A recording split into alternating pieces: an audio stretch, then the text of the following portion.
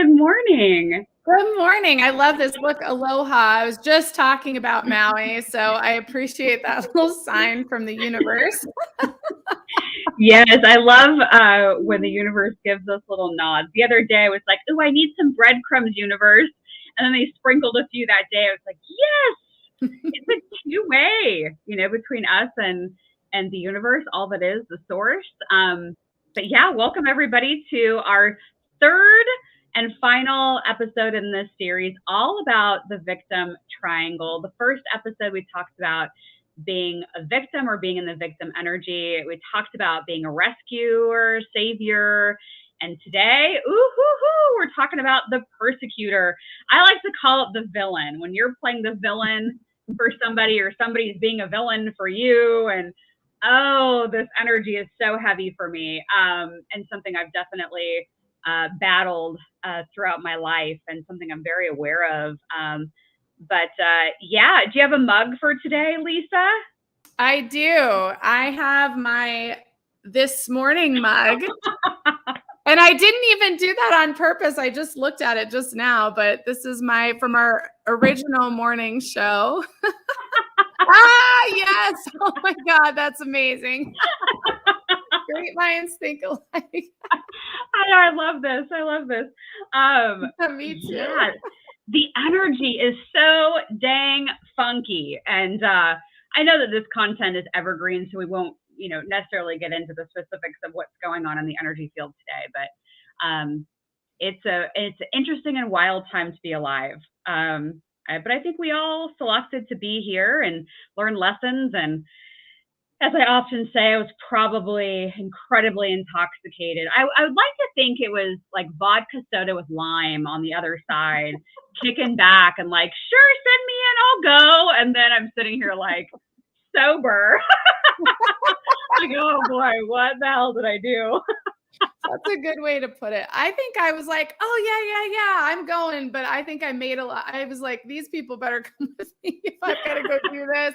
And so I think I drugged some people with me. For sure. Because I know I wasn't doing this alone either. Absolutely not. So yeah, you were showing the victim triangle. And yeah, welcome everybody that's tuning in live.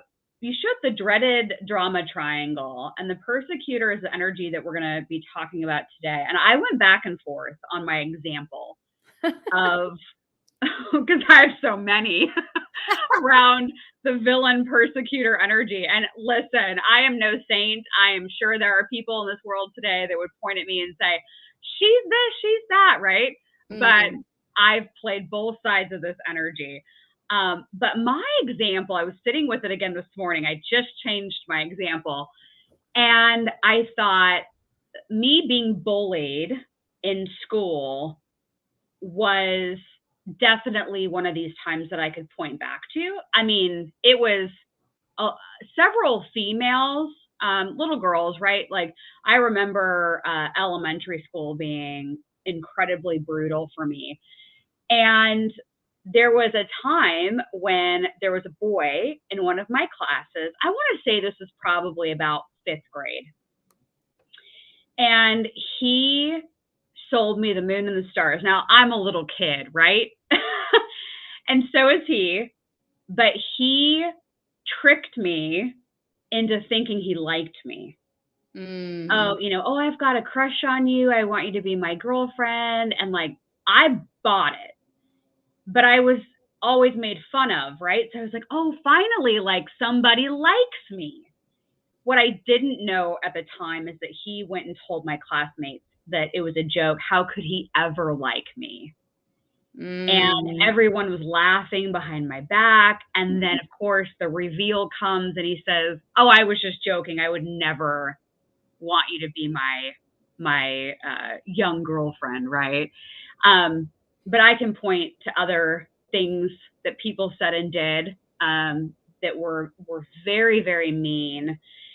And I've carried a lot of that through. I think today, as I sit here giving that example, I've done a lot of work around my own healing and my own worth and my self-confidence.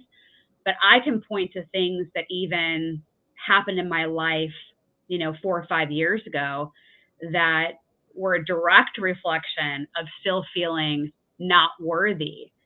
But the bullying is the example that I would give. And just a reminder to myself and to anybody that resonates with this example, anybody that's mean or bullying, it is a projection of their own insecurity. But it took me a really long time to not only understand it, but to believe it.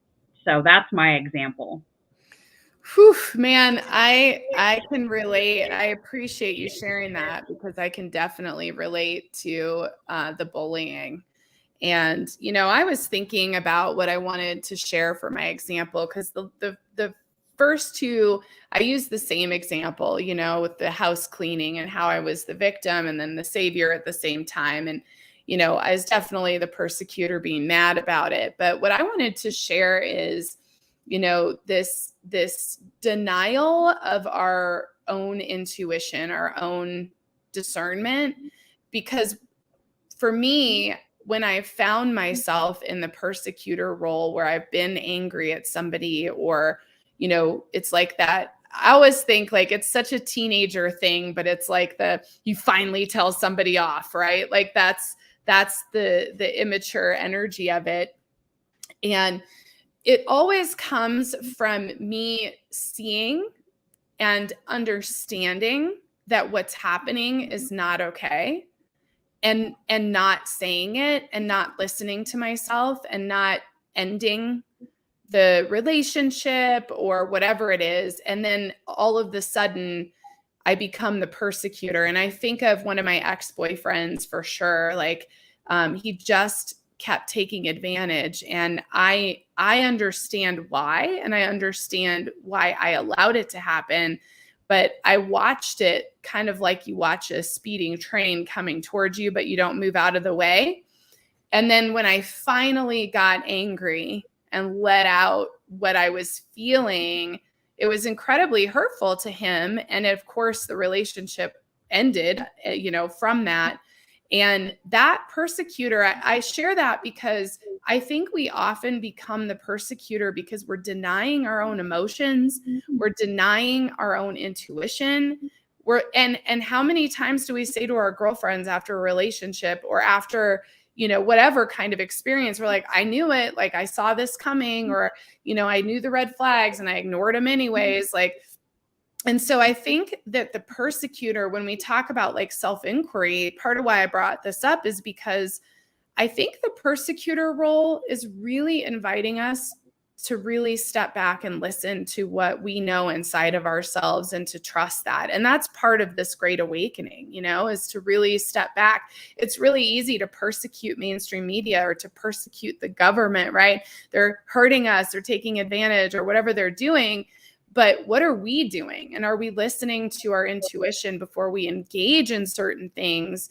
That was my example. So for anybody out there who's been in that position where you have blown up at a friend or a lover or whatever, think back and ask yourself, did you know, and did you deny what you were feeling for so long that you blew up? Because that is absolutely what has happened to me many times. So the challenge is to step back and really notice much sooner and be discerning from the beginning. I love that example because I think all of us can relate to that. And it's true. I know, at least for me, you keep getting it thrown at you. You said like a speeding train coming at you.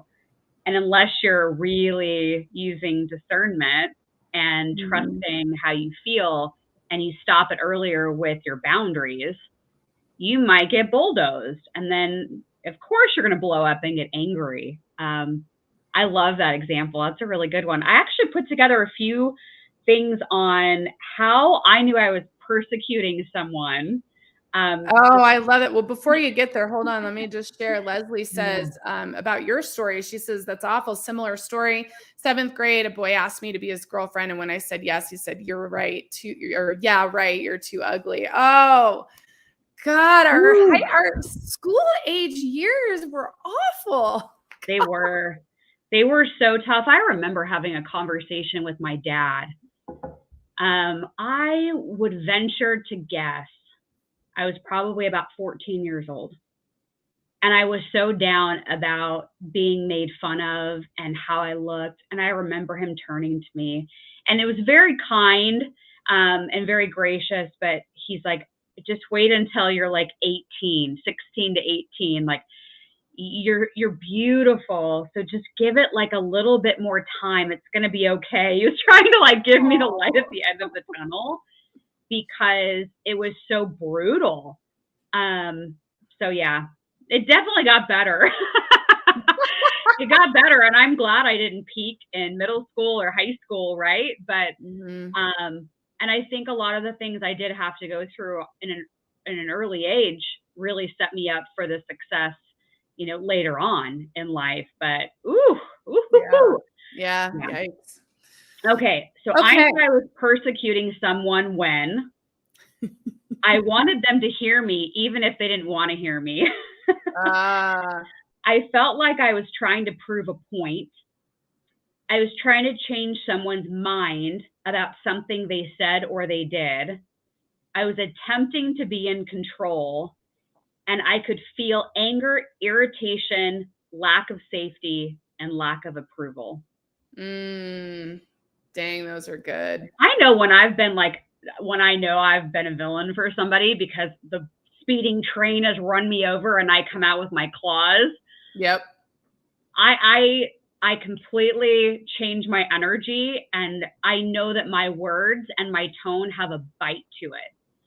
And I know that there are people today that are like, oh my God, Dallisa was so rude, or whatever the term is. But it's because I felt like I had been run over so many times that I felt like, well, I'm just going to scoop it all my power back up, and I'm going to throw it right in your face. So that has been a lesson for me. And just like you said with your example, Lisa, it's like blown it down.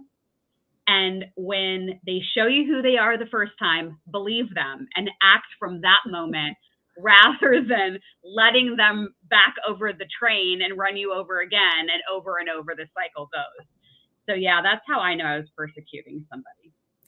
Yeah. I mean, and that's the key, right? Is we all go into that space, and we also have people, who are persecuting us. And so it's really, man, these boundaries, they just keep coming up, and it doesn't matter how many times they come up. There's still more to learn. Let's see here. Jaclyn says, I was absolutely the villain with my ex-husband and did not get over the divorce until I let that go. Wow. Yeah. And, my ex-husband still doesn't talk. I mean, we've not talked since the day we left the courthouse. And I think he's still really angry with me. And it's tough because a lot of this, for me, my journey has been managing through relationships with addicts. And that pattern's ended, but that pattern put me in the persecutor role a lot. And the hardest thing is stepping out of that role and recognizing that I can't save. I can't continue to be the victim, and persecuting isn't going to make them change. And so I would say, I know I'm a persecutor when I want somebody to change and they're not changing. And I can think of friendships I've had where I finally got fed up with like how they were behaving, and I let it out, and then that ruined the friendship, right? And that's tough. I mean, that's like a whole other show and conversation, is how do you have those difficult conversations with your friends and maintain the friendship? And some of them I've been able to. I mean, some of them it just works out, and some of them you have to acknowledge like it's just not going to connect in this lifetime, and so it's a tough thing. Absolutely. Whew. Yeah. Heavy energy. Hello, Eclipse. Yeah, hello, Eclipse. Oh, mercy. Welcome. Okay. Oh, yeah. We are in some strange times to be alive, that's for sure. But I think this dreaded drama triangle. So Lisa introduced me to the dreaded drama triangle. And we read this book, the TED Power Dynamics, whatever it's called. Wait here. We've got it. Let's see here. Let me go. here's the empowerment dynamic. Yes. Oh yeah. So TED the Empowerment Dynamic. So if somebody goes on Amazon and types in TED the Empowerment Dynamic, you'll find the book. It'll take you like 2 to 3 hours to read it. This book changed my life. And I have so many of the pages, folded over. I might as well just not folded any pages because I think the whole book is folded at this point, but earmarked pages. But yeah, there's a lot to be said about moving out of the dreaded drama triangle, which is the villain, the rescuer, the persecutor. And we wanted to make sure in this episode, the final episode in this series, to let you know, okay, well then how do you get out of the dreaded drama triangle and go into the empowerment triangle? So Lisa's got it up here on the screen, but there are, in essence, the invert of the triangle that's the dreaded drama triangle, that is the empowerment triangle. So instead of being in the triangle that has the rescuer, persecutor, victim, which you can see on the screen here, the other triangle that you actually want to be in is the creator, the coach, and the challenger. And there's keywords on the screen here that describes each of these. I think of it myself as, okay, I recognize I'm in a drama triangle. I don't want to be in the drama triangle anymore. So I need to co-create with the universe, the actual intention and outcome that I am seeking, rather than being in the drama triangle anymore. So I really resonate with that creator element of the problem solving. But Lisa and I, with our coaching clients, we regularly embody the coach aspect and also the challenger aspect to get our clients to look at things differently, so they can see why they attracted the victim triangle and how they can now, through a set of questions and discovery, how they can move into being a co-creator with the universe. Yeah. Yeah. And I think what's important is that Dallisa and I both have worked as psychic mediums. We have this like cool thing where we're like this similar age and we both have done the same work. And there's a lot of power that you can hold as a psychic medium because you see a lot of things and you get information. And what Dallisa and I share is our belief that everyone has the ability to get their own information. And so this coaching practice that we both have is really shifting gears, right? We've got that segment coming up, but we're shifting gears into a space where, when we work with you, we're holding sacred space for you to come to your own information. And at the same time, using our gifts to, ask the right questions and to be a challenger and to help you get from one place to the next. Absolutely. Yeah. Mm-hmm. It's definitely helping our clients get to a place within themselves where they reclaim their confidence, their self-worth, the deep clarity and understanding of what they actually want. Because I often say with my clients that one of the keys to manifesting what you want is you have to have the clarity about what you actually truly want at the end of the day. But if you don't believe you can have it, you will sabotage it every single time. Yeah. Yep. Yeah, we're going to talk about shifting gears in a moment. And I know we have mugshots, don't we? Yes, we do. Well, we have a singular. So our member mug shots, we love our member mug shots, and we're all about the mugs on our little morning segments. And I just love this picture because it's just so weird. It just seems like a good one. But here we go. Oh, look at that. Yeah, the picture is really kind of funny. The Capricorn. But I think that's a cat that's a Capricorn, or a cat with horns. I love it. Oh, that's so great. Yeah, that's amazing. I love our member mug shots and our mugs here. I know, right? How great is it that we both hold these today? That's some telepathy right there. I love it. Yeah, Catherine, when you end up watching this video and seeing your picture on the screen, you got to let us know the backstory of that mug. But we do love our kitty cats. Yes, and they are acting like maniacs because of this eclipse energy. Yeah, Cauldron's been doing, she loves to balance on this banister back here, and it gives me a heart attack because, as you know, she's not super graceful. She's fallen a few times. She's like clawed her way up from falling in the basement. And that's like, she's been doing it all morning. And I'm like, can you just stop? But now she's asleep. She's curled up asleep right now. Oh, that's good. That's good. Yeah. Yeah, she's a wild kitty cat for sure. Yeah, she is. All of our kitties are wild. Yours are wild too. My gosh. Yes. Okay, shifting gears. Are we ready for that? Let's do it. This needs some cool music. I needed to have some cool music with that. That's all right. I think the shifting gears is important because it gives you, the viewer, a way to actually look at this persecutor energy and start thinking about how you could co-create with the universe. So as we've mentioned in the previous 2 episodes as well, for me, I find that when you have a piece of paper and a pen and you actually write things out, you can see them a lot more clearly, and then you can like burn them out of your energy field in essence.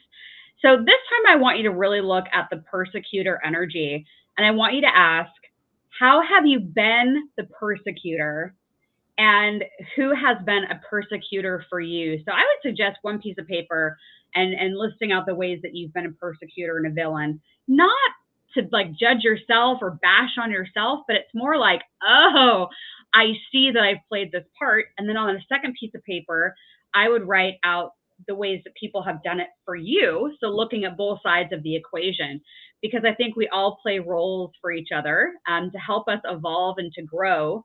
That's why we're here on Earth School.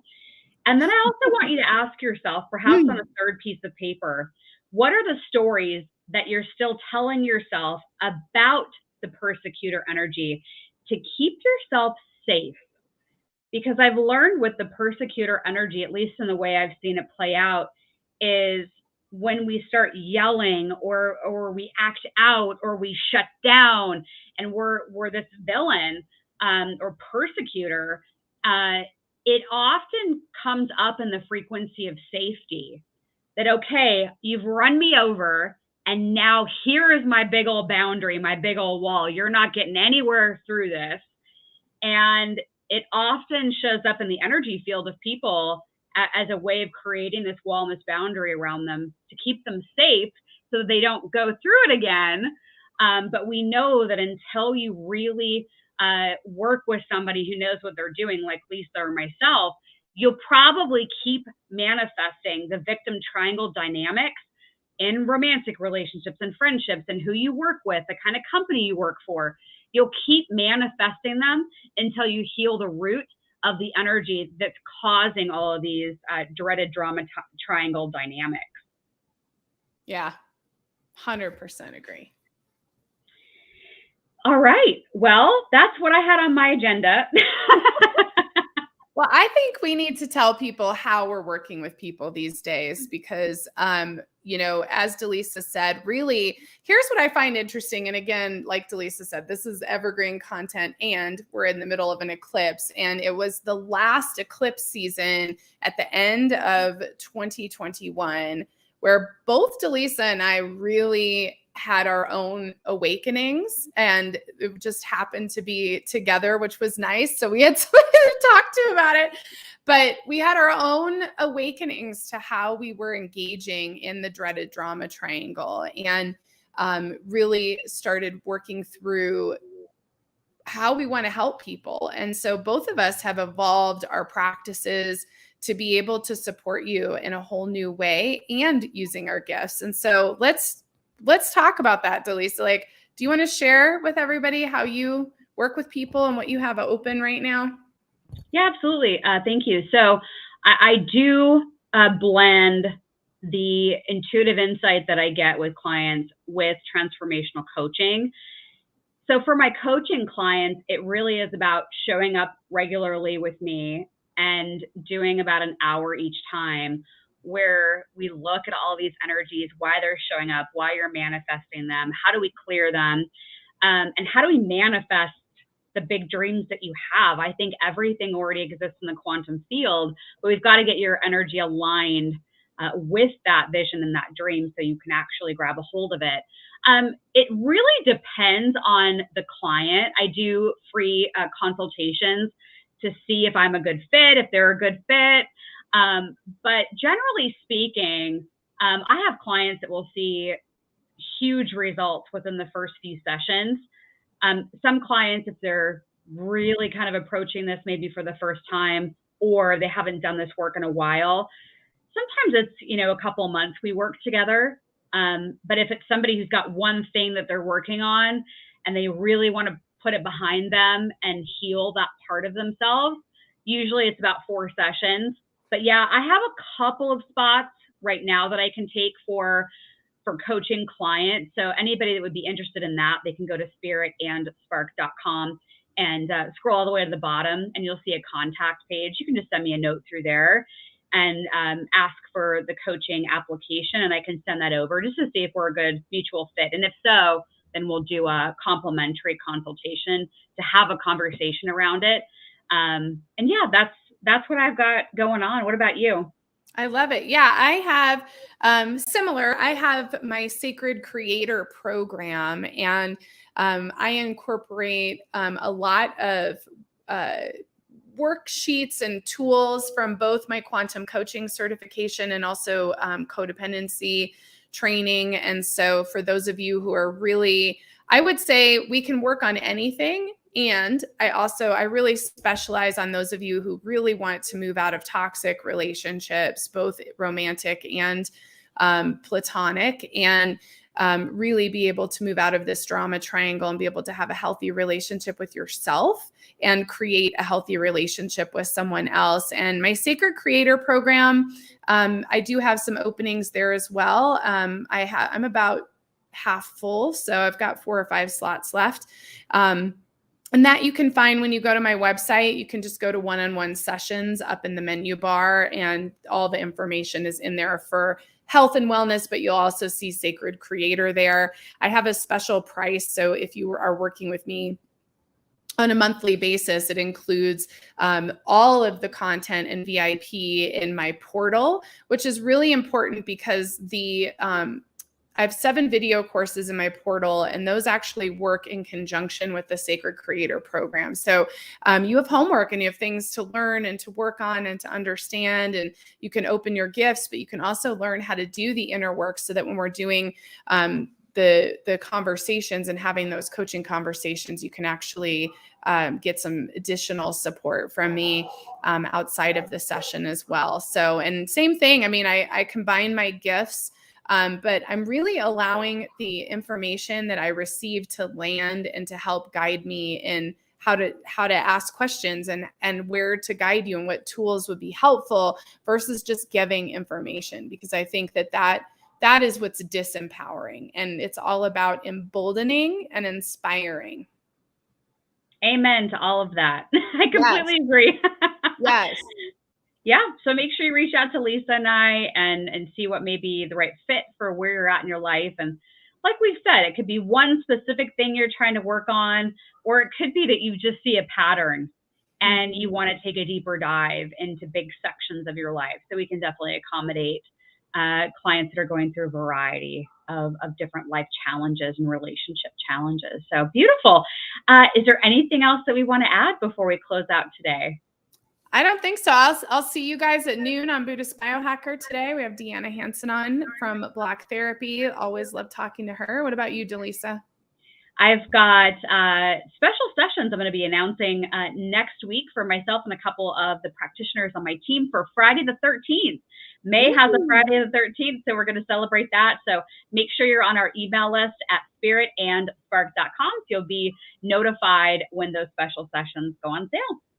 Awesome. Well, thank you, Dallisa. I love doing this with you. And thank you to everybody who's been watching. Really appreciate everybody. And, these 3 segments are here for you guys to really dive in and understand this drama triangle. And I look forward to hearing from those of you who want to work with me and get connected. So. Absolutely. Thank you.